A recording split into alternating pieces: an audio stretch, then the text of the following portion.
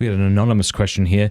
Dr. Martin, what is one essential piece of advice you would give a man whose wife of 18 years has recently left the faith?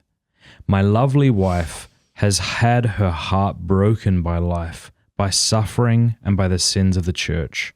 Since she left 2 years ago, I have been bringing our 5 beautiful children before the Lord in the Eucharist without her support and participation. I don't know how to reach her and draw her back to the sacraments. Yeah. Well, not really understanding the whole situation. It's hard to really give advice. I would say make sure you examine your own conscience and life and see if there's any way that you've contributed to this, and take responsibility for any way in which you've contributed to this, by not being the husband or father that you should be, and repenting for that and sincerely asking God to help you to change. But then on the other hand, you can't bring your wife back. You've got to pray for her. You got to fast for her, honestly. You got to really intercede. It's a very, very special responsibility you have to never stop loving your wife and never stop praying and fasting for her. And I don't know what the wounds are. I don't know what the sins of the church are. I don't know the details of the situation, but you in humility need to take responsibility for anything you contribute to it, and you, in your great love for your wife, need to never stop praying for her, never stop letting her know you love her, and prepare to stand with her and help her in any way.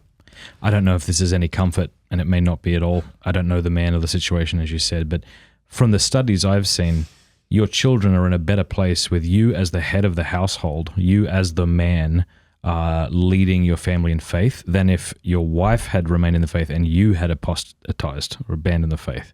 So take some comfort in that your children are looking to you as their leader, just as you are the leader of your wife. And I'm really sorry for the pain that you're experiencing. To your point, Ralph, about you can't do it, I thought immediately of 1 Corinthians chapter 3, verse 6. Paul says, I planted, Apollos watered, but God gave the growth. So neither he who plants nor he who waters is anything, but only God who gives the growth. Mm-hmm. Also, I would say, don't speak negatively to your children about your wife. Honor her, respect her. Don't expose whatever weakness is there.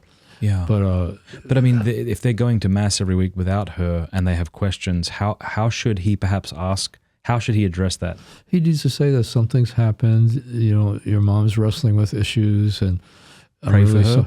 I'm really sorry that she's not here with us, and I hope she can return someday. But in the meantime, we need to go on loving her, but we need to also go on with our lives following the Lord together as a family. Okay, thank you. Hey, thanks for watching that clip. Would you like this beautiful, very high quality, definitely not made in China, not that there's anything wrong with that, Pints with Aquinas beer stein for free, sent to your door? Would you also like a copy of The Jill sent to your door 4 times a year? This is the Pints with Aquinas newspaper, by the way. If you do, go to mattfradd.locals.com and become an annual supporter for any amount. We'll send you that stuff for free, and you get a bunch of other free things in return. You'll get more information by going over to mattfradd.locals.com. Thanks.